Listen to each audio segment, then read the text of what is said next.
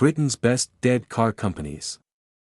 Profitable car making is a whole lot harder, and for proof you only need take a look at the failed British car companies we're looking at here. Some were born close to the dawn of the car, when bicycle makers saw money in the newfangled horseless carriage. But it wasn't easy. Car making at the start of the 20th century was like internet projects at the end of it, plenty tried, but only the fittest survived. Here's a look at the best and most interesting of the ones who didn't make it. Which do you remember? Let us know in the comments section. 1. Allard. Sidney Allard built almost 2,000 cars between 1946 to 57, many of them fast, American V8 engine sports cars, although there were plenty of saloons too, but despite an array of models, Allard's bosses failed to assess the direction in which the automotive world was headed, and thus the final model from the company, the two-seater Palm Beach, was said to have been a year behind its competitors for technology and driving dynamics. Allard collapsed in 1957. 2. Alvis, a maker high-quality sports cars in its heyday. Duller saloons followed, but the TC to TF series of coupes and roadsters were a handsome swan song.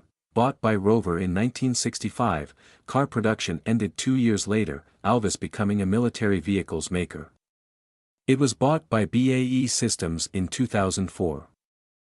3. Austin. Austin spent most of its 83 years producing reliable family cars but created two landmark models, the 1922 Austin 7, which made cars accessible across the UK, and the 1959 Austin Mini, sparking a small car revolution.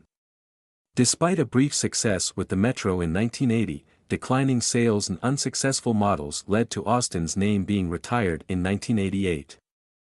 4. Austin Healey, a joint venture between Donald Healey and Austin, saw the beautiful 1953 Austin Healey 100 and the later Frog Eye Sprite successfully built and sold by BMC.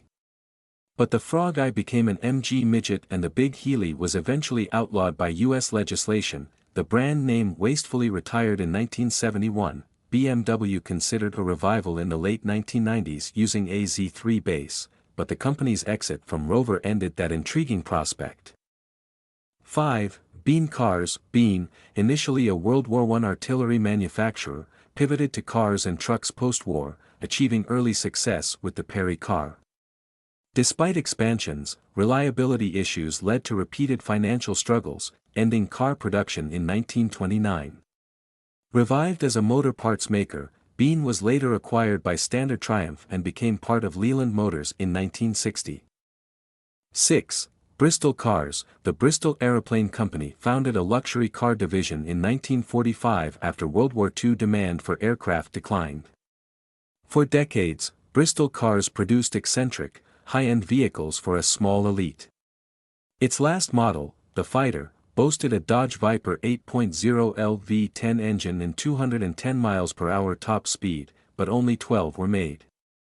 The company ceased operations in 2020 after a brief 2015 revival. 7. Daimler. Once a supplier of motor cars to royalty, Daimler grew out of the German company, but soon built its own models.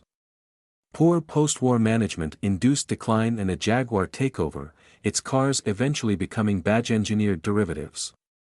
It disappeared in 2010. Jaguar retains the right to use the name on cars in many markets, but it seems less and less likely that it will ever come back. 8. Dawson Car Company. Dawson was started in 1918 by A.J. Dawson, who used to work for Hillman.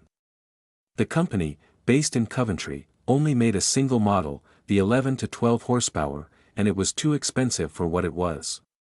It couldn't compete with the scale of competitors like Morris and Austin, and closed down in 1921 after only 65 cars were made. Its assets were then acquired by Triumph. 9. Gilbern, kit car manufacturer and virtually the only Welsh car maker, Gilbern began selling a pretty GT component car from behind a butcher's shop in 1959, but expensive purchase prices, added taxation and constant change of ownership saw the company shut up shop after the launch of the Genie. It went out of business in 1973. 10. Hillman, a successful maker of staple family cars, Hillman broke from the pack with its rear-engined Imp in 1963. Government interference saw it built in a new factory at Linwood, near Glasgow. The growing pains of this, reliability troubles and strikes not only undermined the IMP but dragged the Rootes Group, which owned Hillman, to its knees. Chrysler bought Rootes in 1967, with the Hillman name dying in 1976. 11. Jensen. Jensen's first car emerged in 1935. Beautiful American-powered GTs became a specialty, reaching its zenith with the 1966 Interceptor and FF, a technical tour de force combining four-wheel drive and anti-lock braking. Decades before Audi, the financial wall was hit in 1976. A revival came in 2001, making a new car called the SV8, but only 40 or so were built before the company closed again. 12. Jowett. Jowett started with flat twins in 1913, but is best remembered for its advanced Javelin saloon. Jowett sank in 1954. 13. Lanchester Motor Company. Founded in 1901, Lanchester was a British luxury carmaker known for high-end models like the costly Lanchester 40. Small and niche, it struggled during the Great Depression and was acquired by BSA, merging with Daimler. The Lanchester trademark is now owned by Tata Motors. 14. Marcos. It started in 1959 with a strange, partwood coupe.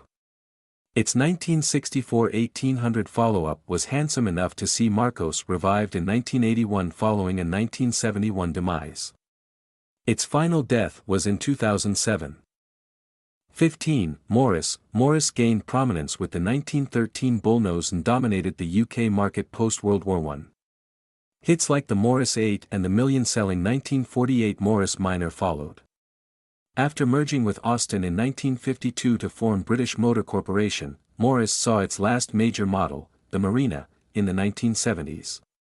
Morris ended in 1983 and is now owned by China's SAIC. 16. Panther. For a tiny business, Bob Jankel's Panther Westwines made a big impact, starting with J72 of 1972. The DeVille was inspired by the Bugatti Royale, and the six-wheeled Six got major publicity too, as did the ambitious Solo. But the car that actually sold was the 82-90 Lima/Calista sports car. The firm closed down in 1990. 17. Reliant, a bit of a bipolar carmaker, producing three-wheeled grotesques at one end and the handsome, pioneering, Scimitar GTE Sports Estate at the other, a model serially bought by Princess N. The later Scimitar SS1 was an ugly but surprisingly able sports car. The final Reliants were made in 2002.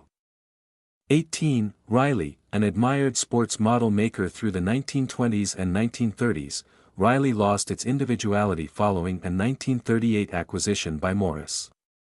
All models were badge-engineered Austins by the mid-60s. It was killed in 1969 by British Leyland, but almost revived by BMW in the late 90s. Interestingly, BMW owns the rights to the Riley name to this day. 19. Rover, which transitioned from bicycles to cars in 1904, built a strong reputation with models like the P4, P5, and P6. Acquired by Leyland in 1966, it declined within British Leyland, later owned by BMW, and ended in 2005 as MG Rover. Its legacy lives on through Land Rover and China's Rowe brand. 20. Singer graduated from bicycles to cars in 1905, with a pre-war Le Mans sports car being its best model. The clunkingly ugly 1947 SM 1500 saloon plunged it into the arms of the Rootes Company, where it lived a badge-engineered afterlife until 1970. 21. Standard sold inexpensive, unremarkable cars from 1906, and is best remembered for its odd, faux American post-war vanguards. It bought Triumph in 1945, the Standard name was dropped in 1963 after the Leyland takeover. 22. Sunbeam was the first British car to win a Grand Prix, in 1923. Part of the Sunbeam Talbot Derrick Combine bought by Rootes in 1935, after which it was dormant until 1953, Sunbeams became lightly sporting Rootes models, including the pretty Alpine. It was last used on the miserable Chrysler Sunbeam in 1981. 23. Swift Motor Company. this company grew out of the Coventry Sewing Machine Company in 1901, and started quite slowly.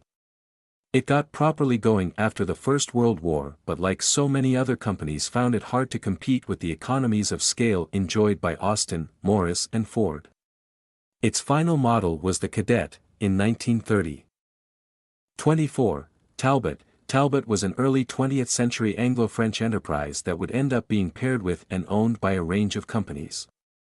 It went to sleep in 1960 before its 1978 revival by Peugeot on a wide assortment of one-time Chrysler UK and Simca models. The Talbot name was last used on a van, in 1992. 25. Triumph. Triumph saw success in the 1950s and 1960s with attractive sports cars, but British Leyland's management led to its decline. The TR7 was the last in-house model, followed by the 1981 Honda-based Triumph Acclaim, which, unlike past models, proved reliable. Today, BMW retains the Triumph trademark. 26. TVR. Founded in 1947, TVR survived amazingly long considering its precarious existence. It enjoyed a brilliantly creative period under Peter Wheeler from 1981 to 2004, but rapidly faded under new owner Nikolai Smolensky, with production ending in 2007. The marque is now being revived by businessman Les Edgar. The first fruit of this is the new Griffith, unveiled in 2017, but production cars are taking a long time to arrive. 27. Wolseley. Wolseley was one of Britain's earliest car companies. Absorbed by Morris in 1927, its cars became posher versions of Morris cars. Killed in 1975 by British Leyland, although its grand 1920s Piccadilly showroom survives as London's fashionable Wolseley restaurant. Like, follow and share for more fascinating contents like this.